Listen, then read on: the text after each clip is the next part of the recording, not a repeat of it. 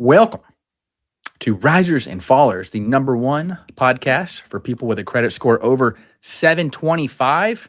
I've got my man, Evan Ringler, in the house today. As always, Evan, how we doing? Doing great. Excited to dive into some free agency stuff today.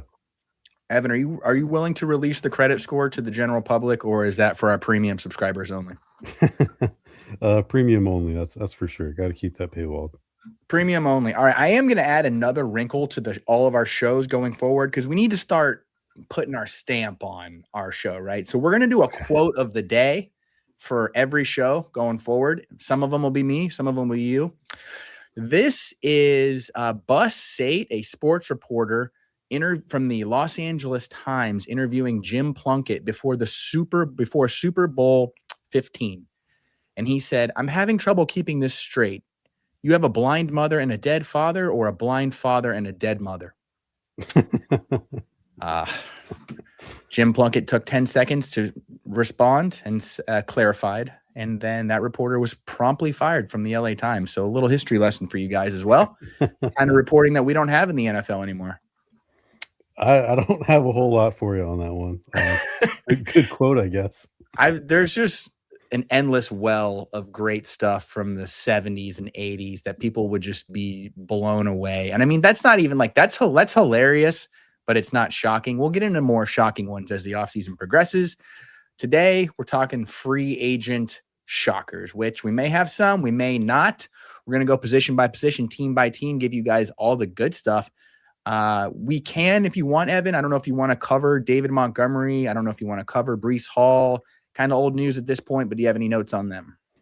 Yeah, we might as well cover it. I thought that the Montgomery trade for Houston was not a very good move by their front office. They could have just signed a free agent instead. Detroit, they're probably going to bring in another running back that's going to take like 70 to 80% of Montgomery's role. But that is enough of a jump for Gibbs to make him my current 101 in seasonal leagues and probably best ball as well. He's just in a better environment than Bijan. That's kind of the tiebreaker for me. And they're going to see similar volume probably. Sure. And I think this is great for Montgomery as well. I'm projecting roughly a 60 to 30 split with Woody Marks. But there is upside for even more volume. Woody moves into like more of a Tajay Spears role probably. He should be more explosive. And hopefully this makes it easier for him to stay healthy. That's the hope, right? Well, I've got the direct line to him, so I'll be sure to keep him plugged, let him know history's on the line here every time. Yeah, you should ask him. What does he think about the David Montgomery? I should. I've got the scoop. I'll have to hit up the DMs and see what's going on here. I'm with you. I love the fit for Montgomery. It's a head scratcher for the Texans, not because they didn't need a little something there, but this just seemed like an interesting way to go about it. You kind of get something you don't see anymore, which is like the torch passing to a veteran RB for a team that I'm not even sure the veteran RB is going to thrive there. Like Josh Jacobs was really the last one of this, but you knew he was going to be great in that system in Green Bay. You just don't see a lot of these, like, these moves anymore. So I'm happy. Don't get me wrong. How would you feel about Montgomery on the Texans versus where he was with Detroit? Well, I think it's a win just because of volume, but the efficiency I'm expecting to decline. Although I will say that he's a very well-rounded back. I don't think he gets the credit he deserves for pass blocking and receiving. There's a chance that this is like actually just an 80% opportunity share. I'm not projecting it that way, but it is possible. Because he's a very good player, honestly. Not expecting efficiency and a ton of touchdowns, but the volume will get him there. Would you say that James Conner with the Cardinals is within his range of outcomes? Oh, absolutely. Yeah. That's a big pick right there. So that could be somebody to keep an eye on here, and that'd be a lot of fun. Where are you on God, this is going to be our 8th show in a row with the Breece Hall or Garrett Wilson mention. Good. Yeah. You got franchise tagged. I called it. It wasn't very surprising, but it does suck in terms of efficiency and touchdowns, kind of like Montgomery, but to a worse degree in terms of just yards and touchdowns. It won't be great, but Frank Reich is probably going to feed him volume. So maybe he could be this year's version of like Ashton Genty last year, where he's the running back 15 to 18 just by volume and not a lot of juice beyond that. I don't think there's a ton of upside with him this year either, unfortunately. And I don't know if they get a long-term deal done or not. Seems like he's not super happy in New York, but we'll see. Yeah, he's tweeting out right now like his favorite original Disney Channel movies, and that is like that is way up there on the list of I want to get out of here, but I don't want to. I want to be a good team player. Yeah, there's just a team with, it makes sense for them to try and retain as many of their good players as possible conceptually, but what the actual realization of that ends up being on the field is going to be a little tough to parse for these ADPs. We missed Braylon Allen that was his chance last year to Yeah. really knock it out of the park. We both like the offensive line. Quarterback will be a big play of this, but it is whatever. I think, like you said, when we brought this up, we kind of saw this coming and it came, and now we can move on. Yep, and yeah, there won't be a whole lot to talk about with the Jets until they get their quarterback, who will probably not be good.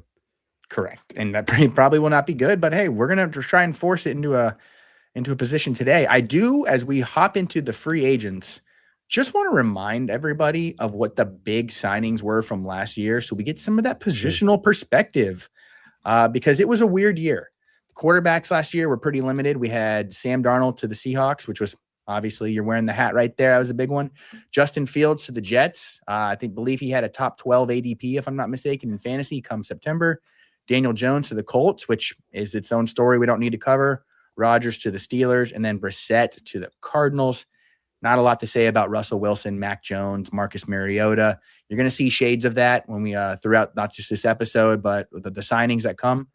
The running back position, we had Najee Harris to the Chargers. That was what it was. Not any other meaningful ones after that until we get to Javonte Williams, who just re-signed with Dallas, Rico Dowdle, who is a free agent we'll talk about today, and J.K. Dobbins and Kenneth Gainwell. Yep. So we're seeing some potential, if there was some better health. We saw some chain movers there. Stephon Diggs to New England, Cooper Kupp to Seattle, Devontae Adams to the Rams, and not really a whole lot after that unless you consider yourself a Matt Collins guy, which I don't imagine that you are. Yeah, I think this class is altogether significantly better than last year's free agent class, and more interesting to talk about as well. Do you want to cover the Daniel Jones thing, or leave that for another episode? No, we can touch on it real quick because I really think it is such a domino, and it's really a shame because I think there's so many ways the Colts could have gone, but there's just too much pressure on the organization to get a theoretical W. They were incredible last year for the first several weeks. But even before that Daniel Jones injury, there started to see some cracks in the foundation. Now he's coming back off. I know. Now he's coming back off of that. They're potentially going to lose Alec Pierce to a mega deal, which means this kind of hodgepodge of weapons that we like, but don't always fit together the best possible way is going to be interesting. Where are you landing on him? Do you like what they're doing? Is this like Breece Hall? Do they just have to do this? What's the consensus? I guess they had to do it. They just put themselves in such a brutal spot with that Sauce Gardner trade to where they absolutely have to do anything that they can to try and salvage it this year. Otherwise, Ballard is probably fired. So I guess that Jones is one of their best options, to be honest. And I'm not confident at all that Daniel Jones is going to play it great again immediately. He'll probably have less juice because he's coming off an Achilles and a broken leg. That people forget about, but he broke his leg. And then started to suck and then tore his Achilles.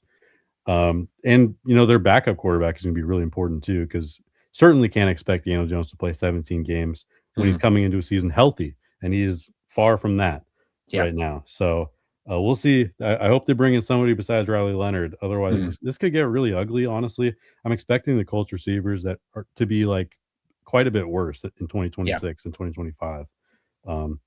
So yeah, just kind of a desperate move, but I guess they had to do something.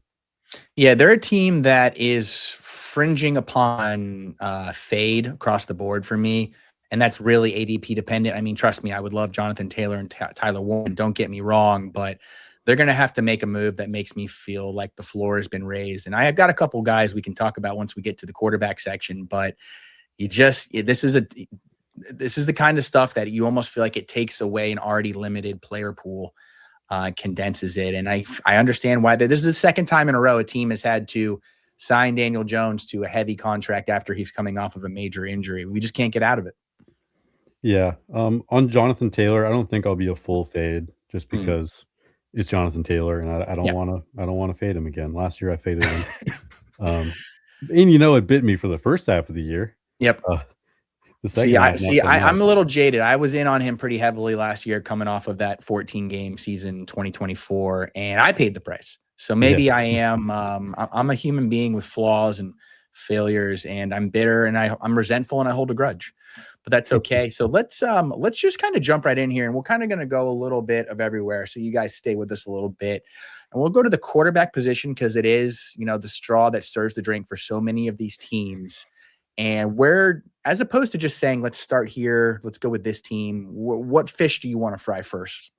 Yeah, I just kinda wanted to go over the teams that definitely need quarterbacks right now. Yeah. We have the Cardinals, the Mhm. Dolphins, the Jets.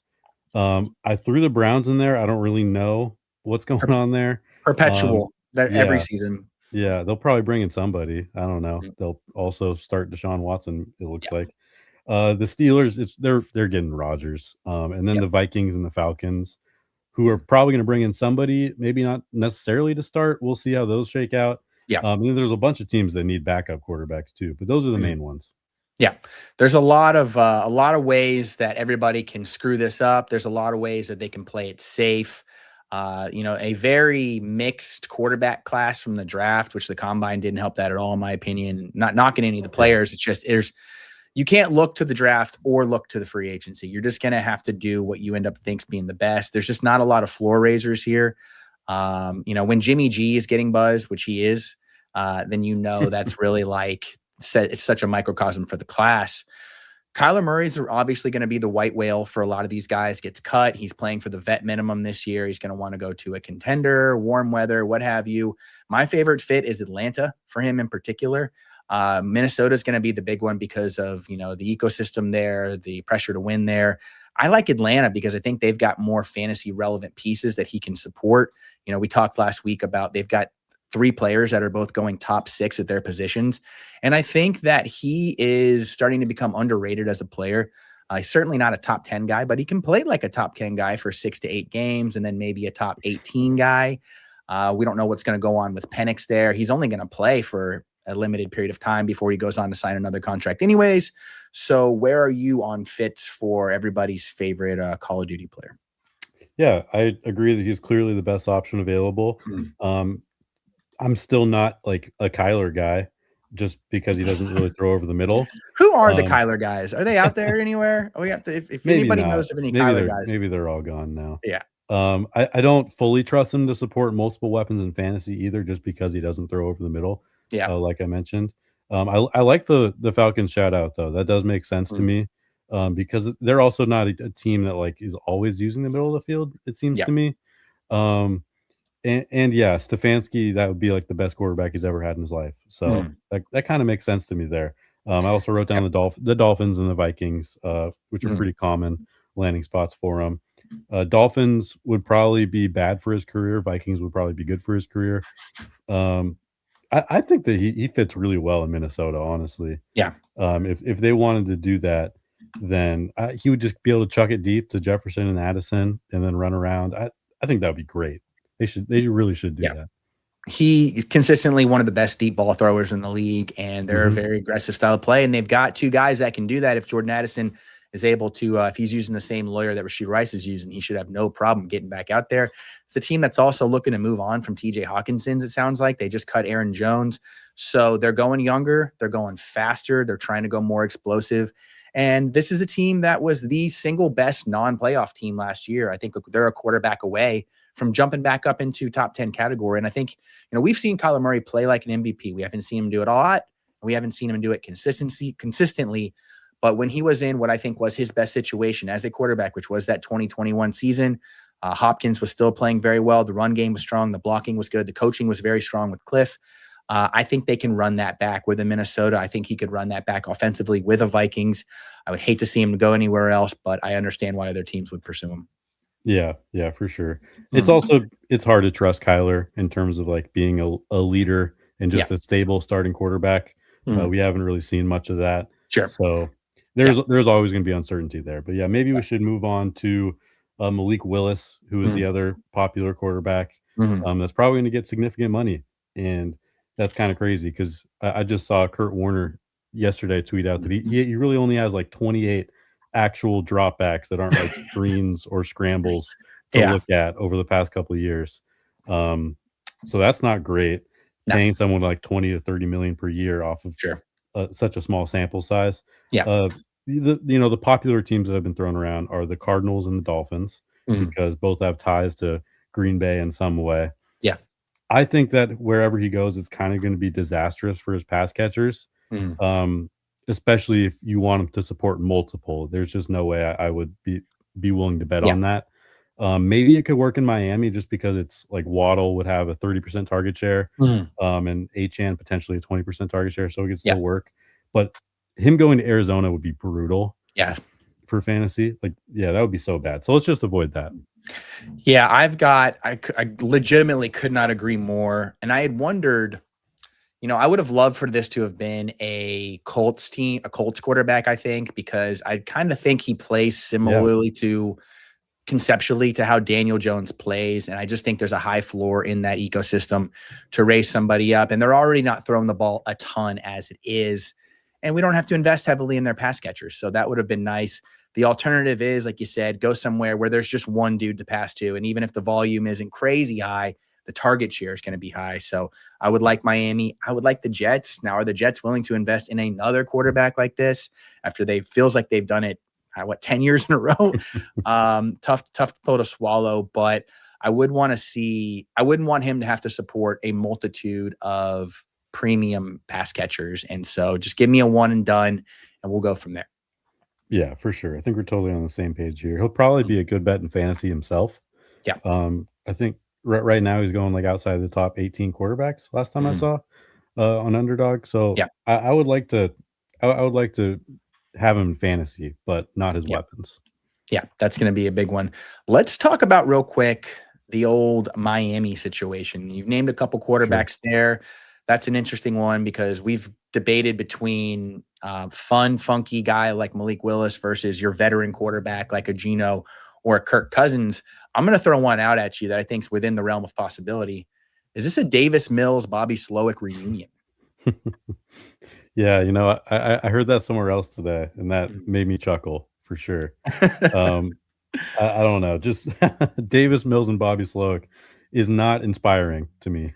But, Mm. I don't know, Davis Mills did play good last year, so I'm not completely Davis ruling it Mills, out. he stepped in. He carried a couple of my fantasy teams to some pretty juicy performances, I must admit. And he was not playing with a full deck. Yeah, But I'd I say just, it's that type of player, though, right? Like right. three Yeah, three exactly. steps and rip it. Yep, yeah, just a veteran that can kinda keep the offense afloat so Mm. that we could finally see a good Jalen Waddle season. That would Yeah, be nice to see one of those. yeah. That's going to be imperative. Is that it's somebody who is willing, and I think he showed last year he was willing, which I hadn't seen out of him in those previous years. Different coordinator, of course, different situation, all this stuff. It's certainly not apples to apples, but just we're kind of seeing a resurgence of those guys, these guys that have played for like 4 seasons, and they're not just trying to. I think the door's been open for them to be like, oh, wait a minute, I might be able to earn another big contract as opposed to I just want to stay in the league. That Mhm. seems to be like, I don't know if we have more gunslingers than ever, or if it's just like my vision is colored by what we've seen recently. But there's certainly a there, and this is a team that has to get out of the Tua situation too. So they're not exactly going to be able to afford, or Yeah. maybe they shouldn't afford to swing for one of the more upper guys in this crop. Yeah, I think that last point is a really good one. They Mm. should probably just go super cheap Yeah. and just punt this year. Mm. And, based on what they've done in the past, I wouldn't be surprised if they did that because they're the only team Yeah. in the NFL that's outright tanked before Sure. and paid their coach to lose games. God bless them. That's such a Miami But thing too. yeah, so we covered that. Let's see. Aaron Rodgers, he's going to the Steelers. We agree on that, right? Yeah, chalk it Okay. up. McCarthy, Yeah. easiest access for everybody. Same thing, all that. Yeah. I don't think there's even a whole lot to talk about there. They'll Yeah, probably bring back Kenneth Gainwell. That'll be great for yeah. Gainwell. Kirk Cousins is the other Mhm. big one. We didn't talk about him, right? Correct. Vikings or Falcons would be a great fit because Mm. he's played with both those coaches. Yeah. I also like him for the Dolphins or Cardinals. Kind of wherever he goes, I think he'll be able to support fantasy weapons. Mm. The opposite of Malik Willis, if you will. Sure. Where there's not a ton of upside with the offense, but for fantasy, there is some upside for the offense. Yeah, he's just going to come in. He's going to get you high floor. He's going to have a lot of low ceiling. He's going to be able to operate any offense that they want to run that is presented in front of him, and potentially feed the high value weapon on those offenses. Mm-hmm. I had Steelers in there just because that's where I would want him to go if Rodgers were to sign with like a Minnesota or an Atlanta. Just because I think he would kind of give you like the opposite vibes wise of what he brings, but that's still that level of kind of like veteran consistency. It's just not an exciting player to talk about. You just want him to sign so I know what's going on there and I can move on to the next. Yeah, I think the funniest possible outcome for him is going to the Jets for a year and then going to the Steelers after that. I think that's the best case scenario. So what is his gimmick if he goes to the Jets? You know, he had the whole swag surfing thing in Atlanta. He was like Cole's cash guy in Minnesota. What is it if you go to New York? Does he just become like a socialist, like big Mondani guy? Like what is his buy-in? I don't think so. He's kind of the opposite of that. That's what I think too. But now I'm wondering if he's just like the league had this funny skit where it was like boyfriend chameleon, where Andre just like adapts whatever his girlfriend's personality is. And I wonder if that could be Kirk's thing whatever team he goes to. Yeah. Yeah. I don't know. I don't know what your personality would be if you're fitting it to the Jets. Oh gosh. Yeah. That's a tough one. We'll have to crowdsource that one, 'cause it's certainly depressing. I've got 2 fun backups. I want to just see what your head's at, and then we can move on to running back. I would love to know where you would like to see, or where we will see, Anthony Richardson and Jacoby Brissett. Anthony Richardson, just get him to somewhere with a good quarterback-friendly head coach where you can sit. So obviously the Rams and the Vikings are the 2 that always come up in that conversation, and I agree with that. I would not want to see him go to the Jets or the Browns. Let me tell you that. Yes. And then Jacoby Brissett, man, just get him anywhere. Just get him to a starting job. Yep. I would love if the Cardinals just rolled him out there for another year. I'd say Miami. You know, we just said that they should do something cheap and tank this year. That's kind of perfect for them. Yeah, if I was running a team, you gave the moves that I would make if I were those teams. I'm going to give you the moves that I would like to see personally as a Chuck Bass. I would like to see Anthony Richardson to the Packers, and then I would like to see Jacoby Brissett back to the Colts. I think with what's going on there, I think with whatever he learned at the time with Drew Petzing, I would love to see him come back in, because I think he is that bridge between Phillip Rivers and peak Daniel Jones, maybe even closer to that Daniel Jones mold. We'll see. But that's my dream scenario. Yeah, and then we should touch on Mac Jones. Jamie asked about it in the chat. Yeah. I think he would be a great acquisition if a team could get him, but it seems like the Niners want a second-round pick, and I don't really see that happening. So right now it seems like there's kind of a stalemate where he's probably going to stay in San Fran. But I think that you could pay a third for him, and that would be reasonable depending on the team. Where would you want to see him go, ideally? Where would I want to see Mac Jones go? I would love to see him go to Miami. I think he is very capable of hyper targeting. I think he's capable of executing the offense. I think he can work behind a makeshift offensive line. I think he'd be good for the run game there. What's the term for, he's not a floor raiser and he's not a ceiling lowerer? That can't be the right term. We got to coin our own risers and fallers term. Is he a glue guy? I don't know. Chad, help me out here. We got to start, like I said, we got to start stamping the show, and whatever that term is going to be what it be. It'll come to us in our moment of clarity. All right, let's take a quick break here, and when we come back, we will pop to the skill positions. Hey, what if I told you there was a Dynasty app where you could get player lifetime values, evaluate trades, including draft picks out to 2028, compare the advanced metrics of 2 players, look up the sentiment, buy, sell, hold on players? Well, there is a mobile app that has all of that and more called the Dynasty Dominator, and it's $5 in the App Store on Google Play. This is my gift to you, the most affordable Dynasty League domination app available today. And if you already have it, the 2026 rookie class is ready to download in the app. Let's go! Look at that, a little risers and fallers, even in the promo material. We're taking over this channel. I'm loving it. Jamie's calling Mac Jones mid. Hate to see it, Jamie. Mac Jones got us through some tough times last year. However, I respect your right as an American to say such monstrosities. Let's talk running backs. It's a fun running back class, mainly because all of these guys are destined to ruin. They're going to home wreck our favorite workhorse RBs. I know it's happening already. So I will let you once again kick off here. Where do you want to start with the running backs? Yeah, so we'll start team by team again. These are the teams I've identified that definitely need a running back one, and we'll be prioritizing that heavily. Sure. The Seahawks, the Chiefs, the Commies, Saints, and Broncos. I think all those teams need to add a running back one, and they probably will. Yep. One of those will be Jeremiah Love, I think. And then the other ones will be like Kenneth Walker, Travis Etienne, who I think are great bets as a result. And then potentially Tyler Algier as well. And then kind of a wild card that we can talk about later. Then there's another group of teams that I'm just uncertain on. They might need a running back one. They might need a running back two.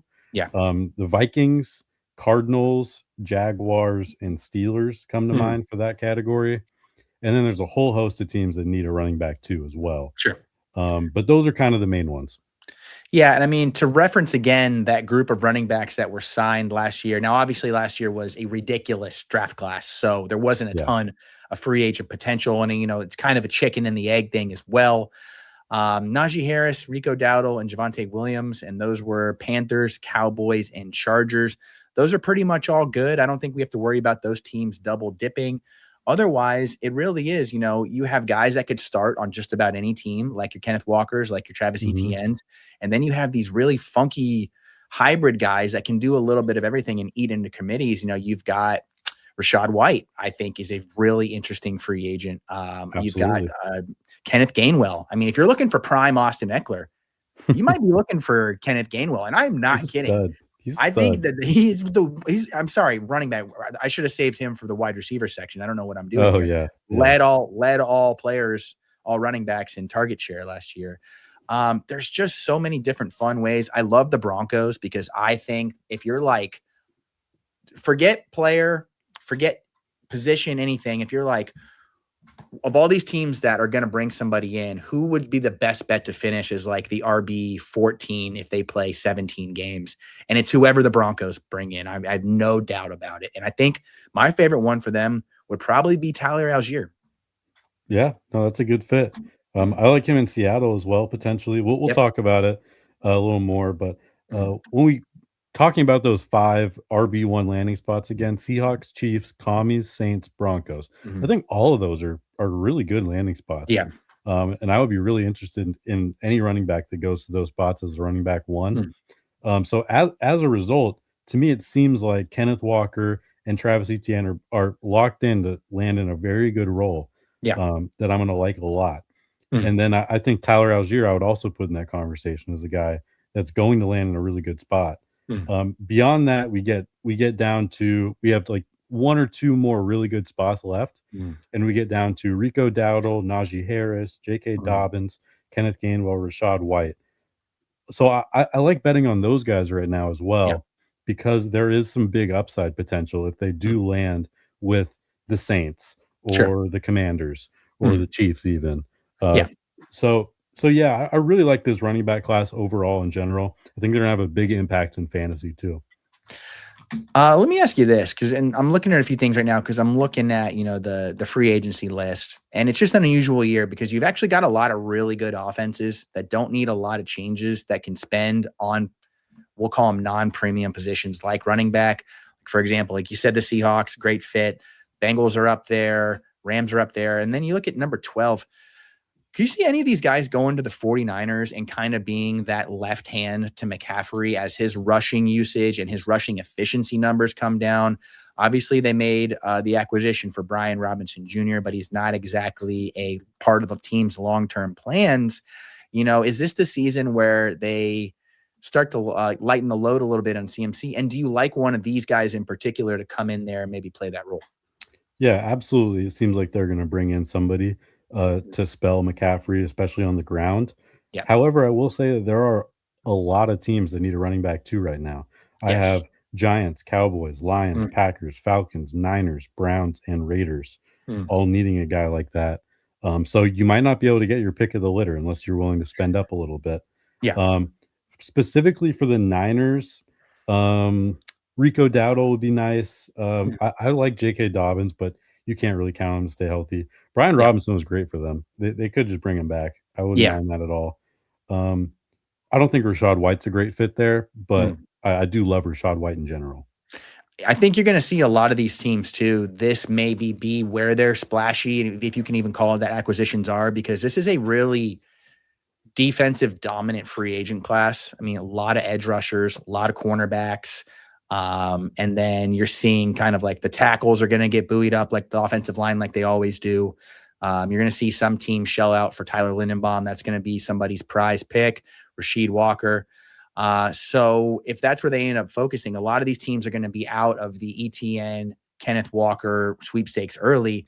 And then you just look at a lot of these guys. I think they're going to be probably circled on more teams' list than we expect. I've got one more here that I want to ask you about. So the Vikings cut Aaron Jones. And, we talked a lot about during the season was this Jordan Mason's audition to be the Vikings running back one for the next couple years?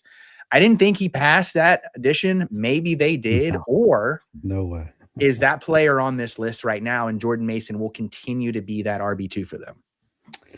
It's so hard to figure out. As we talk through this more, with how many teams I mentioned at the top of this segment, there's just not enough good running backs to go around. Correct. And it's not like the draft class is great either. So the way I'm seeing it right now is that you're going to have to overpay if you really want to get somebody good. So I'm not sure that the Vikings are going to land somebody great. They might be looking at more of like a Kenneth Gainwell, Rachaad White. I even wrote down Jerome Ford. It's a guy that I like. Jerome Ford's on my list as well. Love that. Yeah, he's a nice, well-rounded back. Some explosiveness. Yeah, and then you just look through, and it's guys that it's such a. Sometimes when I'm looking through this free agent list, it is like a who's who of week 11 fantasy football waiver wire guys. Like Jeremy McNichols, Amir Abdullah, Miles Sanders, Alexander Madison, who I swell up every single time I see his name. And you know what? Like the Texans already would have been a team I would have had circled, and they already pulled the trigger on one of their guys. So that's another that makes the pot even smaller. If the Buccaneers, or when they lose Rachaad White, could they bring in somebody else to kind of continue that? Sean Tucker's not really, is he not doing enough? So there's another situation where like a team to look out for. Just funky stuff ahead. Yeah, I think Jamie brought up Garendo or Jordan James in the chat as the 49ers running back too. I do think that's a good point because as we talk about, there's so many teams that need running backs. At the end of the day, a lot of them aren't going to get running backs that they want. So, the guys that are already on rosters should see increased roles as well in a lot of these situations, like the Vikings. Maybe Xavier Scott is their running back too. He's a really good receiver. Yeah. I can see that for a lot of situations, just kind of gross running back twos that we thought would get drafted over, but there's just nobody to draft really this year. So. Correct. I think one more team I want to shout out to, and I don't have anybody there in particular, but there's going to be a spot, is going to be the Commanders. I think that's probably also another offense to keep one of these RBs circled on with the departures that they're having. Broncos wanted Brees. I think they'll settle for Algier. I think that would be awesome. I mean, Algier has consistently been a top metrics darling. He has shown no slips in his game whatsoever, despite having to share with what is pretty much a universal considered the best running back in the league. So that's going to be a fun one. Be a big year for fantasy drafts. Do you have any more notes on the RBs before we move on to wide receiver? No, I guess I'll just say, I'll repeat once again that the high level stuff is that Walker and ETN are going to land very well. Algier's going to land very well. And then after that, it's kind of a crapshoot. Yes, crapshoot indeed. And, it won't take me long to drink the Kool-Aid on any of these signings, because I'm sure I'm going to have guys on my dynasty teams that I'm going to be valuing as a round one pick in 2027. So let's make sure we get those. I guess. And then the guys that we have mentioned that we liked here are J.K. Dobbins, Kenneth Gainwell, Rachaad White are guys I really like as just like dart throws. Yeah. And even maybe not this year, but wherever he signed, Najee Harris, I think potentially, just it's just a clogger. We love our cloggers around here. All right. wide receiver, which is Mm-hmm. everything we just talked about, but running back, but just more. Yeah. What a funky way you can go. You know, we've known about the Alec Pierce stuff. We've known about the Juwan Jennings stuff. The Mike Evans stuff has been ad nauseum. Those aren't even the guys that I'm really interested in talking about the most. So what about yourself? What do you want to kick off here? Yeah. So from a team perspective, last week on our show, I mentioned a couple times these 4 good offenses that need a wide receiver one: San Francisco, Buffalo, New England, Kansas City.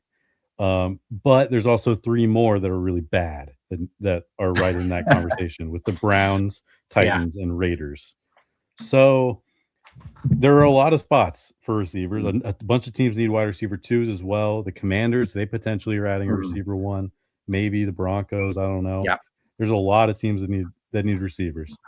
Some are great, some are shitty. There's not enough wide receiver 1s to go around. That's for sure. Yeah. Some teams will be desperate in the draft too. So I think that the draft class is going to get pushed up quite a bit. Yeah. Some wide receiver 2s will be miscast as wide receiver 1s for sure. And I'm looking at you, Brandon Bean. Yes, indeed. And that's so funny. That's the first guy I had. I had Alec Pierce to the Bills is my my pairing as far as, like, you know, this is actually where I started to look at what's the best for both teams from a production standpoint, as opposed to what's good for fantasy, what's good for winning, how do you fit in the offense. And this team loves that position. I don't think they've had the guys that can execute it properly. You've seen who they've tried to draft, who they've signed in free agency in the past, your Colemans, your Palmers, bringing Gabe Davis back. I think Alec Pierce could kind of be that like power slot guy that is on the field regularly, but he's still lining up outside. So it doesn't take away from Khalil Shakir's ability to still be that like yak threat underneath. I think that would be a really fun one. I'm going to hate if they pull one of these guys off the table, one of those like mid-tier guys, and just stick him out there to run 85, 90% of the snaps, and he's just never in my starting lineup. Unfortunately, I don't know, man. I think Alec Pierce is a little overrated right now. Sure. He's going to get a contract that's unworthy of how good he is. There's no doubt about that. Yeah, for sure. I do think it's interesting that we've been talking for weeks, we as in like the general football media, that he's going back to Indy. Like, people made that sound like it was a sure thing. Now I don't think he's going back to Indy. He's going to get a bag somewhere. No, they're looking at like $30 million for him. Yeah. There's just no chance. And if I'm Indy, I don't bring him back. I mean, I don't think that's good for either team. Yeah. I mean, unfortunately, I think there's a decent chance that he ends up on the Browns, Titans, or Raiders, just because those teams have a lot of money. So that would suck. The Bills, I do like the fit just because they've always needed an X receiver. Yeah. But I don't think it's going to be as fantasy friendly as we want it to be, just because he is just he's just got a lot of sacrificial X to him. Yeah. You know, for the love of the game, that kind of stuff. Yeah. There's a lot of people that I think are still looking to, and it's not going to happen. You're not going to have that Stephon Diggs-esque production, role, target volume, target share in Buffalo anymore. But could you get 6 targets, 4 catches, and 80 yards as an average for Alec Pierce and maybe a touchdown over the course of like 12, 13 games? I think you definitely could. Yeah, that'd be great.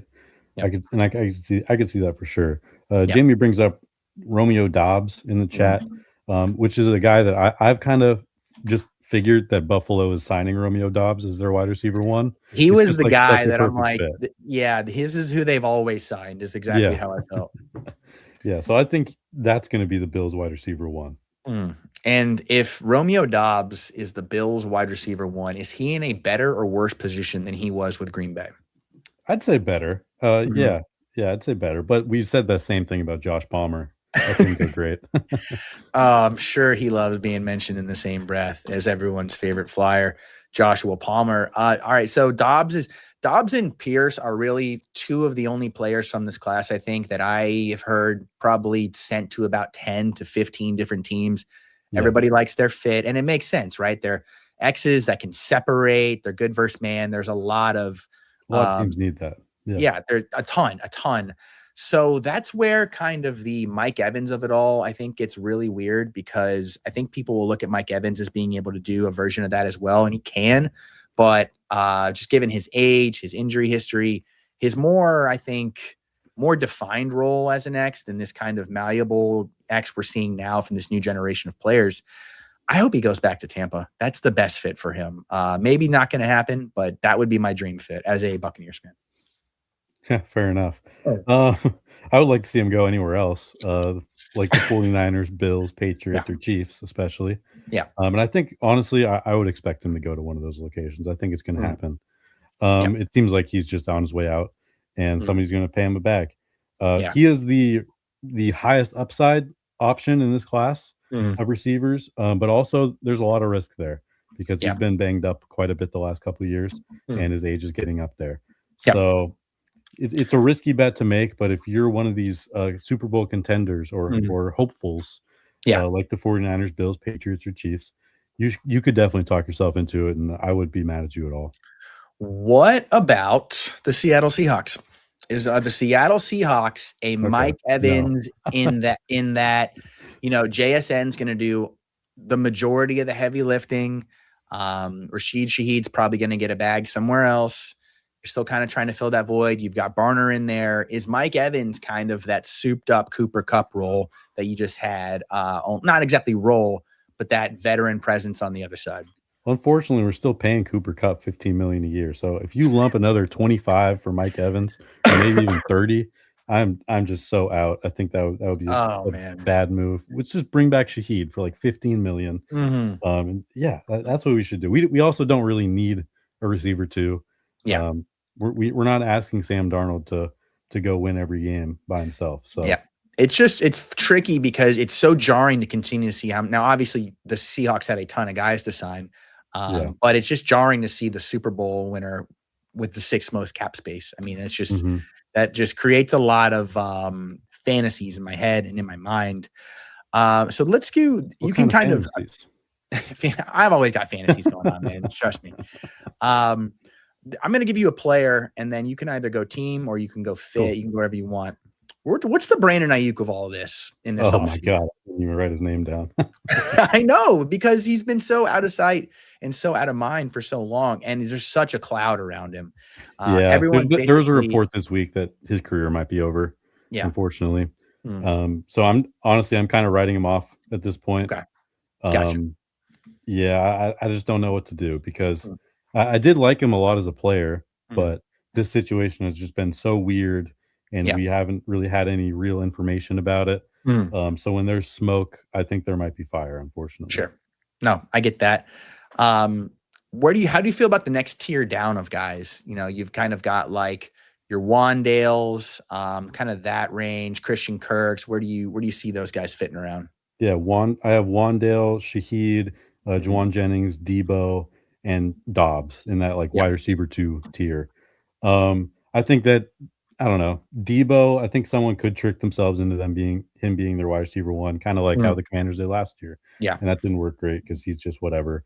Juwan Jennings, I kind of like him, but you can't really rely on him to stay healthy at this point. And he's a hoe. So don't forget about that. I want that known. He's a hoe. We like that. Wandale, I've never been a Wandale guy. But I will say this year he did get deep a little bit more, which was good to see. There's been some smoke about him going to Tennessee. I don't know, whatever. I don't really care that much about Wandale. Yeah, I think that's like one of those. I posted about it earlier. There's always like the pipeline of new coach to new team where it's like, okay, right. Brian Daboll is going to pull his Giants guys. Frank Wright's going to pull his Colts guys. That's a terrible example. Matt LaFleur, Mike LaFleur is going to pull his Rams guys. Kubiak is going to bring the Seahawks guys. Yeah, Declan Doyle is going to pull his Bears guys. Like, this is where you start to get to that tier. That typically doesn't happen with like the prize free agents, but those guys who are like just meet the starting level, you'll see a couple of them follow their coach to a new destination. You'll see that with Kubiak and the Raiders from Seattle. There will be a little bit of that as well. That's where I have Wandale. Like, that's why I think that's a good fit, as opposed to thinking like there's actual buzz or rumors there. It's always some nonsense. Yep. Yeah. Honestly, I probably will not be interested in Wandale. He's not my kind of player, especially in fantasy. Very low upside. So just not a guy that I'm really interested at all. I would say the upside options there are Juwan Jennings and Rashid Shaheed. If you could get Jennings to stay healthy for a full year, I think that he could be like a real difference maker in your run game, especially, and just a reliable target for you. And then Rashid Shaheed, I just really hope he comes back to Seattle and we actually work him into the offense properly. Yeah. Because that's exactly what we need. But Yeah. it also didn't work super great, except for the kick returns, which were awesome. There's a number of teams here that I think are going to approach this position in the draft, and they're going to need to do it because of their cap situation. Like the Saints is a great example. Saints are 43 million under, but that's a team that really needs wide receiver 2 production. But they're surrounded by a bunch of teams in that negative number that I think are going to address the position in the draft. And so that means that like mid chunk tier of like your Giants, your Falcons, your Panthers, who else you got here? Your Broncos, even. We've mentioned the 49ers. The Ravens are another great team. I think these teams are going to overpay in a way that we're not going to see the running back position get overpaid. And that's part of that's positional value. Agreed. But another part of that is like there are just guys that I think could be that acquisition for Rashid Shaheed last year was indicative of like what they identified in their offense and what they wanted. And I think you can just cut and paste that mindset into what we're going to see from a lot of these contracts. Like the perfect one from last year, it didn't pan out at all, but it was the exact same thing they were going for, was the Diami Brown signing from the Commanders to the Jaguars. Like you're going to see so many contracts like that. And that was a horrible signing, but God bless them. I knew what they were trying to do and they did it. They just had to trade for another guy. Yeah, a few more teams that we haven't mentioned that also need wide receiver 2s: the Giants, the Saints, the Dolphins, and the Steelers. So there are just so many teams that need wide receiver 2s. There's going to be at least 5 that go in the first round of the draft. There's going to be at least 5 that go in the second round of the draft, and probably a whole lot more beyond that as well. It's going to be a lot of receivers coming off the board in the draft. One guy that I want to mention in free agency that I really like and I think is very underrated is Jalen Naylor. Someone's going to sign him as their wide receiver 2, and it's going to be awesome. Yeah. You know who might need to do that is Minnesota, because I mean, with all this Jordan Addison nonsense, and probably nothing will happen and come from this year, but I thought he showed real promise. I thought that he started kind of acting like he should be playing, which is what I always love from these wide receivers, especially when you're going up against 2 other first round picks. How do you feel about the uber old veterans that are kind of still laying around, you know, your Tyreeks, your Keenan Allens, your who else we got here? Your Braxton Berrios. What do you think about those first 2 guys? Are they going to eat into anybody's snap share? Could they still be a potential 2026 pain in the ass? Yeah, so I guess I mentioned earlier that Mike Evans is the riskiest move you can make a receiver. That's just because I forgot about Tyreek Hill. I mean, obviously he's the riskiest. My guess is that he goes to Cleveland or Tennessee because fuck them. Yes. Ho ass. Yeah. That's no, ass. I think he's going to go to just some horrible team and it's going to be a disaster. Then he'll retire. I'm kind of hoping Keenan Allen just retires now. He went out on a high note is how I see it. If he does return, I think the Chargers are pretty likely. I haven't really heard anything about him returning or retiring. Have you heard anything? Because I haven't. No, not in particular. I've heard the Chargers buzz, but it's mainly from this conversations we're having right now. Like, what do we think makes sense? And the Chargers are funny because, you know, everybody wants another wide receiver to the Chargers. I've heard Dobbs. I've heard Keenan Allen. I've heard Tyreek Hill.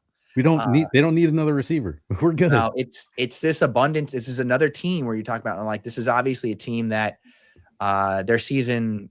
Well, they made the playoffs, but they sit right now with the most cap space of any team, and that's post this potential Mekhi Becton release. So I mean, this is a team that can go nuts if they want to go nuts, and they could sign all these guys. Yeah, I do think that they will add another receiver. To be honest, there's just been so much smoke around that. Sure. It's kind of like we forgot to mention this at running back, but it's kind of like the Giants at running back, where I don't think that they should be adding a running back, but they are going to add a running back with all the smoke going on right now. If I were to give you the Ravens signing Tyreek Hill or Keenan Allen versus the field, which are you taking? Oh, you're absolutely right. Fuck. Although the Titans are a wild card. The Titans are in there too. If you Titans give can me be both of Titans them. and Ravens, I would take that. Oh man, why I wish we were partnered with. We need to get partnered with a prediction market app or something like that. One of the good ones. No thanks. Not one of the crap. No, one of the mom and pop ones, so we can get our own stamp on this. All right, tight ends are as depressing to talk about as they are funny, but we talked about this extensively in our episode last week. It's a huge changing of the guard season, and between the rookie class that just came in, between this rookie class that's about to come in, and just the age and fit of a lot of these veterans, your Kelseys, your Njokus, your Goddards, your Ertzes, your Taysom Hills, even as true as that is.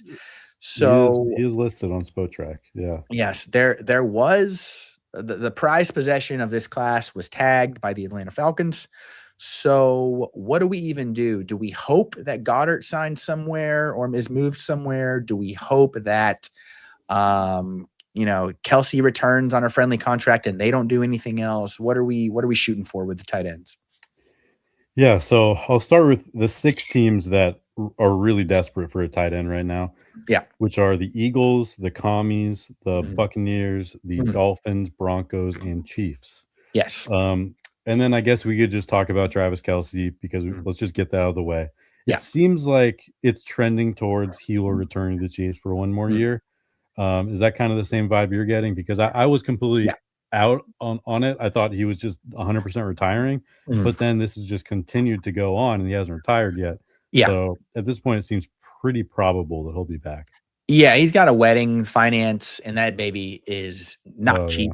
Yeah. And I honestly think I thought last year was going to be worse than it was. Now, I don't know if last year's circumstances are going to be replicable between the Rasheed stuff, how poor the usage was out of their secondary wide receiver roles. I don't know if those circumstances will repeat, but if you were to say he's going to perform 90% of what he gave last year, even 80%, he's going to be a late round flyer for me as like my tight end too. No question. Yeah, he was one of those guys where if you watched him play, he looked like shit. But in fantasy, the points are pretty good. Yeah. Yeah. No, dude, he stepped up. And you know what? This is a team that they brought back Bieniemy. They may or may not address the wide receiver position in the draft or free agency. If it's free agency, I sure as shit don't trust them to do it. And you know what? If it's the draft, I hardly trust them to do it. Yeah. This is one of those teams where it sucks that he is the force that he is, because I would love like a Likely here or in Njoku or honestly, even like in a Okonkwo, just somebody with like some secondary speed that can like catch and run like they used to get in the past. Yeah. Unfortunately, I think we're gonna have to wait another year for that. Yeah. Yeah. I don't know. I wish he kind of would retire just to get it out of the way, man. Yeah. I just don't really want to talk about him anymore. I think Njoku and Goddard are actually like really good bets right now in fantasy, just because they'll probably land in a spot where they get a bunch of targets, either in the Eagles, the Commies, Bucks, Dolphins, Broncos. All those situations are pretty great. And I think each of those guys are going to land pretty well there. Isaiah Likely, we'll see. There is upside for sure. A lot of upside, maybe the highest upside out of anyone in this class. But we haven't really seen him in a legit role throughout his entire career yet.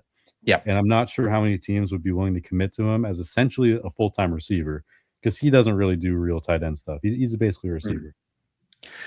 It's been tough sledding for free agent tight end acquisitions over the last several years. And that's been a combination of like these old heads dominating the position, from your Kittles to your Kelseys to the draft classes producing mega studs like Bowers and McBride. And so, it's hard to even imagine a great fit, but this does seem as open to there being one as there could be with these like hyper athletic guys that might be able to go on and do something a little bit more. Jawan Johnson-y is probably like my ideal.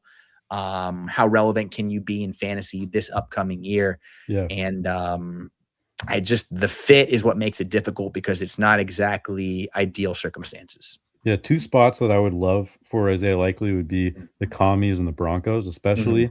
I think if he fits really well in those offenses, they need some explosiveness, and he would be able to earn a good amount of targets there. Yeah. Jamie mentioned in the chat that I brought up the commies, and he's a little upset because Ben Sinnott is the future. Ben Sinnott, they basically have like not used him throughout the first 2 years of his career. Although, he did flash a little bit last year. I'm still leaving the door open, but they're going to bring in somebody to play in front of him.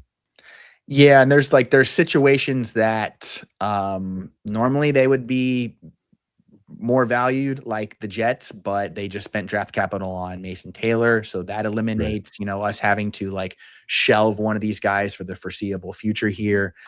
And then there's just like a big middle class of guys. Like Tampa loses Cade Otton, which wasn't a big loss, but I would love for them to replace him with somebody that can get downfield and can run after the catch.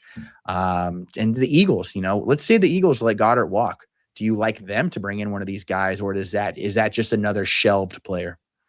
Yeah, and then we can also add in this conversation the 2 rookies that are going to go highly. So the Eagles, maybe they go like Kenyon Sadiq instead, or Eli Stowers. I would say that Cade Otton is the most boring tight end in this class. That probably in the league, he's just super boring. Yeah. I also put Noah Fant in that category, where somebody's going to sign him and he'll compete for a tight end 1 spot. And I just don't care. Other guys I wrote down were Zach Ertz. I'm shocked that he's coming back, but he is coming back, it seems like. Bag getter. I think we should send him to Miami. Yeah. Just, who cares? Yeah. Right. Yeah. Let's group these guys together. Let's take the guys that we don't care about and put them on the teams that we don't care about. Yeah. So Zach Ertz, Noah Fant, Cade Otton, all go to Miami. What do we do with Darren Waller? Darren Waller is going to sign a 1-year deal with the Denver Broncos. Yeah, that makes sense. I'm just looking at it right now. I think that'd be a fun one. I mean, I can kind of see him in a Ravens jersey. Couldn't you? Yeah. As their next bust, Oh man, Tyreek and Darren Waller on the Ravens be a dream scenario. Who was I just looking at here? They've escaped me and it's gone. Are we positive about the 49ers just running back Jake Tong just while we wait for this Kittle recovery to happen? Do we like them to sign anybody? Oh yeah, I wrote them down as a team that needs a tight end too. And there's plenty of like boring options that are good blockers. Yeah, they'll probably be one of those kind of guys. My fun options are Greg Dulcich and Chigakonkwo. Fantasy friendly skill sets. I like both their names and their play styles. Yes. So I'd like them to be featured in some way. That'd be cool. Yeah, their ability to just, and it's been a big through point for this entire tight end conversation is catch and run, catch and run, catch and run, which there's just a huge amount of starters in this class that cannot catch and run. You're looking at a lot of blocking heavy guys. You're looking at a lot of guys that just catch and fall, right? Old heads, young heads, whatever have you. And these guys, these athletic tight ends have the longest extended prime of just about any of the other positions. So would love to see them just copy paste it onto a fun offense and get us out of this tight end doldrums that we're sitting through right now. Get us excited. I want to be excited again. Yeah, absolutely. We probably didn't talk enough about David Njoku and Dallas Goedert. They are the most exciting pieces in this class. They've proven that they are good tight ends, although Njoku wasn't really good last year. But I think he'll bounce back because I think it was just the Brown situation. But whatever team gets those guys, I think that will be a significant upgrade for them. Would love to see one of them, maybe just Goddard back to the Eagles. That would work pretty well. Yeah. Or the Commanders. That's a great situation too. Commanders are a big one. I'm wondering if these teams strike out at their wide receiver 2, are they going to pivot to high end tight end 1? Absolutely. Or vice versa. Kind of a sneaky one I have on here too is the Giants, just depending on what the regime thinks of Theo Johnson there and what more they think they might be able to get out of that, because that's a team that's in desperate need of secondary pass catching help as well. Could be fun. And they have a decent amount of cap space and more to come because they're probably going to lose. Man, they could lose 3 guys on the offensive line. So maybe tight end does end up being a priority there. A guy who can block as well. A lot of fun things to have. All that's going to be said, and it's just going to be like Irv Smith again, Shane Zystra. I mean, I did that exercise at the beginning of the show where I was naming all the top signings of tight end last year, and it is literally like them, Stone Smart, Jack Stoll. It's such a depressing list. Hopefully this year rebounds. Yeah, you mentioned the Giants. They'll definitely sign a tight end. Maybe it's a tight end 1 or a tight end 2. I don't really know. Other teams in that same boat are the Ravens, Browns, Colts and Titans, all those teams definitely need a tight end too, and they might Yeah. even bring in a guy above that Yeah. level as well. I really do wonder, and I don't want to talk about them in depth again, but I would just keep an eye on Kansas City, because I don't know if I think they've just invested too many resources at wide receiver. And I don't think they're going to draft Jeremiah Love at 9. I don't think they're going to take a tight end either, but I think if they invest any premium capital at tight end or out in the offense, it's going to be at the tight end position. So just keep an eye out. I think that could be a fun one. Interesting. I mean, I disagree pretty hardly on that.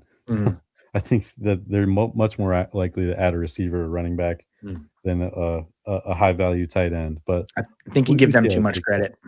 Yeah, fair enough. I just kind of think that they are maybe the Jeremiah Love team. I don't know if they get ETN or something. They're just right in that perfect range of the draft where there's going to be a great receiver on the board, and it's a little early to take Kenyon Sadiq. So that's why that's the most exciting option is for Carnell Tate or Mekhi Lemon or Jordan Tyson to go there. But what they probably should do is just take their medicine and draft a D lineman. Yeah, they're retooling. There's for sure. Yeah. All right. Is there anybody else fun or notable that you want to mention before we get on our merry way? That's pretty much all I had. Just maybe I'll shout out my guys again: Greg Dulcich, Chigakonkwo, Jalen Naylor, Jerome Ford, of course, and then quarterbacks. I don't know, Zach Wilson, Mr. Trubisky. Yeah, just want to get those SEO guys in there. All right. Over under games started in 2026 for Marcus Mariota. I'm going to give you 4.5. What are you taking? I'm taking the over. Yeah, baby. I think he's going to be just like a solid starter, maybe the last guy to find a seat. But he's got a much higher floor than the other guys in free agency, like Zach Wilson, Tyrod Taylor, Joe Flacco, Jimmy G. He's actually got a solid floor. So over 4.5 games. He can support an offense. I think so. At least as long as he comes in as a backup. If he's giving starter money, it's over. All right, ladies and gentlemen, this has been our Risers and Fallers free agency moves that matter. Appreciate your support as always. Evan, why don't you tell the people where they can find you? You can find me at Evan Ringler FF on X. Besides that, all my work's at PlayerProfiler.com. Got a shit ton of rankings updates coming for you this week, including seasonal, best ball, dynasty, all that. And then besides that, go play on Fast Draft. We got Rabbit live right now and Origins and a couple more contests that are coming very soon. This is your time to take advantage of these lobbies. Yes, sir. If you've made it to Player Profiler and you've made it to Fast Draft, as Matt likes to say, you've made it to the final level of fantasy football. Prove it. Get in there and start dominating. We're looking forward to drafting with you guys all season long. Looking forward to these. A lot of our shows coming up are going to be featuring rankings, as Evan talked about. Going to be diving into some early season ADPs, values, missteps, all the good stuff. And as always, I am Chuck Bass. We will see you guys next week. Cheers.